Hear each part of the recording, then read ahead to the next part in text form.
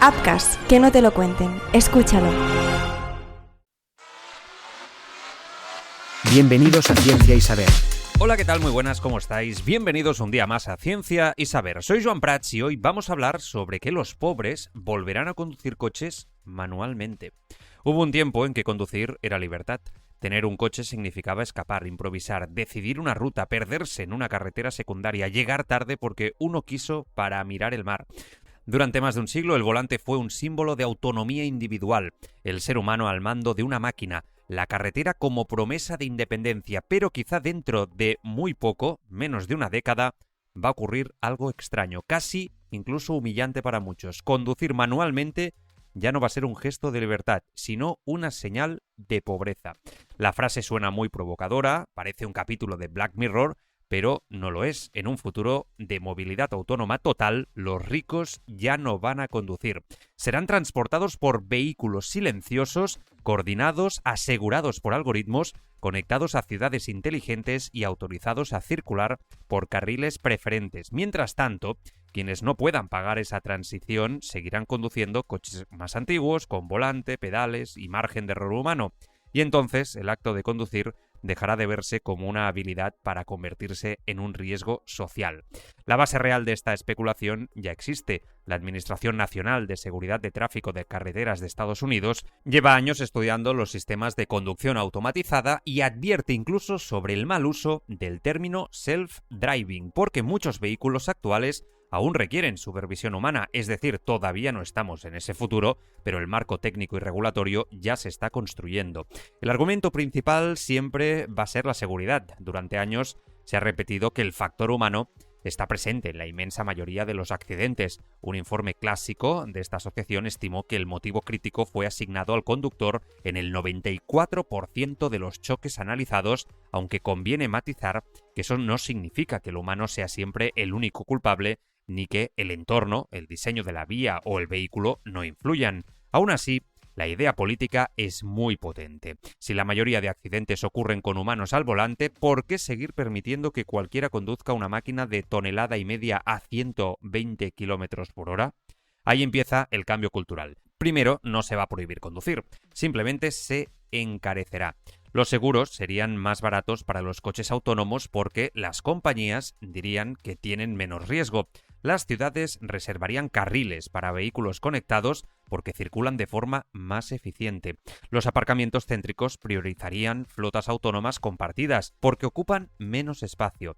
Los centros urbanos limitarían la entrada de coches manuales, primero por emisiones, luego por seguridad, después por fluidez del tráfico. Y un día, casi sin darnos cuenta, conducir uno mismo será como fumar en un restaurante, algo que antes era normal y después empezó a parecer una irresponsabilidad pública. El futuro no va a llegar de golpe con millones de robotaxis perfectos. De hecho, la realidad actual demuestra que la movilidad autónoma todavía falla. Waymo, una de las compañías más avanzadas del mundo en robotaxis, tuvo que retirar cerca de 3.800 vehículos por un sistema de software relacionado con carreteras inundadas.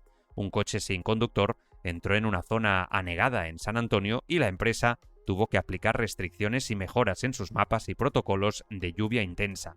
Esto demuestra que el sistema no es infalible, pero también muestra otra cosa. Cuando un humano comete un error, decimos accidente. Cuando lo comete una máquina, se actualiza el software de miles de vehículos a la vez. Esa diferencia será decisiva. El conductor humano aprende solo de su susto, si sobrevive. El coche autónomo aprende en red. Cada fallo puede alimentar una actualización global. Cada frenazo, cada cruce peligroso, cada peatón que aparece entre dos coches aparcados, cada ciclista mal detectado, cada rotonda imposible puede convertirse en un dato. El ser humano tiene experiencia individual, la flota autónoma tiene memoria colectiva.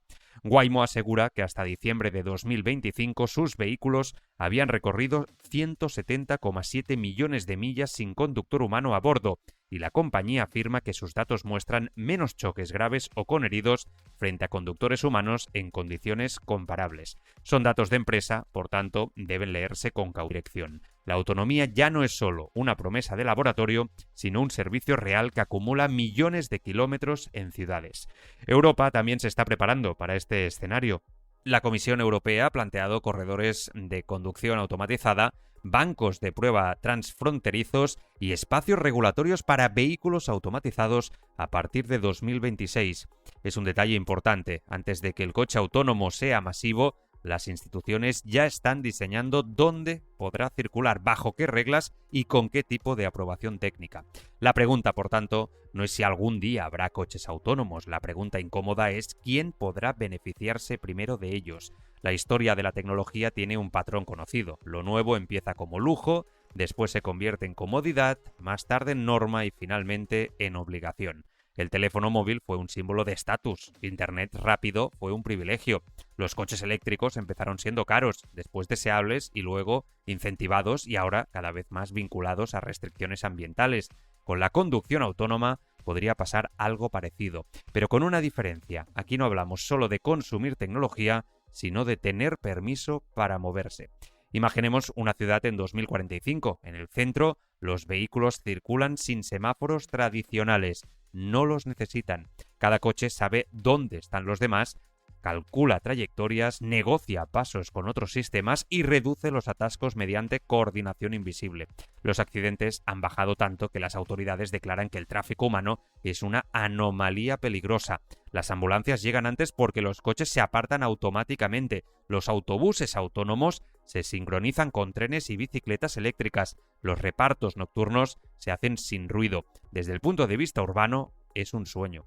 Pero en las afueras queda otra ciudad. Allí viven los trabajadores que no pueden pagar la suscripción a una flota autónoma premium, ni cambiar su viejo coche diésel, ni asumir el seguro de un vehículo conectado. Siguen conduciendo porque su empleo está lejos, porque el transporte público no llega, porque sus horarios no coinciden con las rutas inteligentes, porque la movilidad perfecta siempre se diseña primero para quienes viven en zonas rentables. Y entonces aparece una nueva etiqueta social: conductor manual.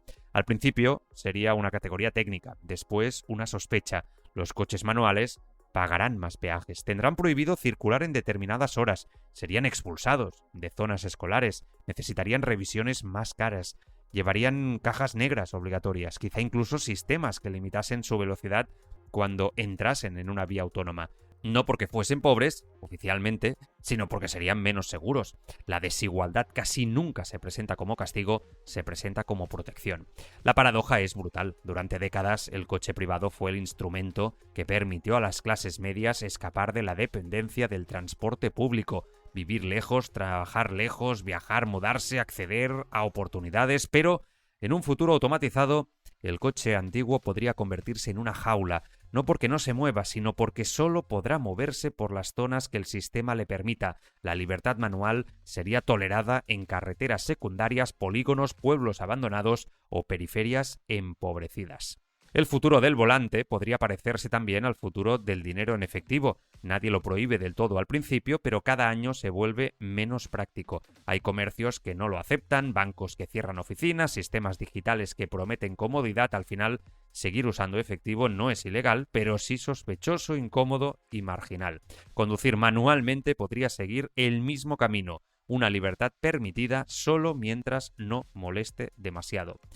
Este capítulo imaginario quizá de Black Mirror no trataría solo de coches, trataría de clase social, de cómo las tecnologías que prometen protegernos pueden crear nuevas fronteras invisibles, de cómo el progreso no sustituye al privilegio, sino que a veces lo automatiza. Los ricos no necesitarían carnet, reflejos ni paciencia, tendrían movilidad fluida, los pobres en cambio conservarían el volante, pero no como símbolo de independencia, sino como prueba de que el futuro no llegó para ellos. Quizá dentro de 20 o 30 años un niño vea una película antigua y pregunte por qué la gente tocaba aquel círculo delante del asiento. Su padre le responderá que antes los humanos conducían, que giraban, frenaban, aceleraban, se equivocaban, discutían, se perdían, y el niño, educado en una ciudad donde todo vehículo está controlado por inteligencia artificial, sentirá una mezcla de fascinación y miedo, como quien mira una operación médica sin anestesia. Entonces entenderemos que el gran cambio no fue tecnológico, sino psicológico. Dejamos de confiar en nosotros mismos para movernos por el mundo. Aceptamos que una máquina decidiera el camino porque era más seguro, más limpio, más barato y más lógico. Y quizá fuera verdad, quizá es verdad, quizá salvó miles de vidas, pero también se podría haber creado, se creará, quién sabe, una nueva pregunta. cuando ya no podamos conducir, nos preguntaremos, ¿seguiremos sintiendo que somos libres? Porque el día en el que solo los pobres conduzcan manualmente, el volante ya no será una herramienta, será una cicatriz. Mañana más, Ciencia y Saber. Ciencia y Saber, una producción de Upcast. Upcast, que no te lo cuenten. Escúchalo.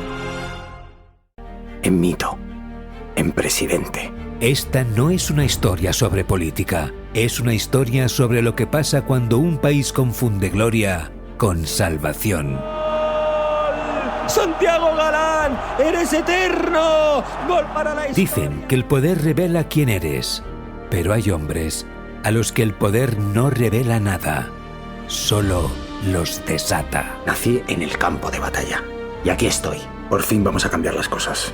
Vamos a devolver a España su lugar. En una noche como esta, no se debate, se sobrevive. Porque este país se mide no por cómo trata sus más ricos, sino por cómo cuida a los que más lo necesitan. En la víspera del debate más importante de una nación, un líder está dispuesto a quemarlo todo. ¡Seguridad! ¡Llévense a Raquel ya! ¡Lo tenéis todo grabado! Somos dinamita. Somos inevitables. Una ficción sonora de Joan Prats protagonizada por Hugo Silva. El Partido del Poder, de Upcast. Disponible en las plataformas de podcasting.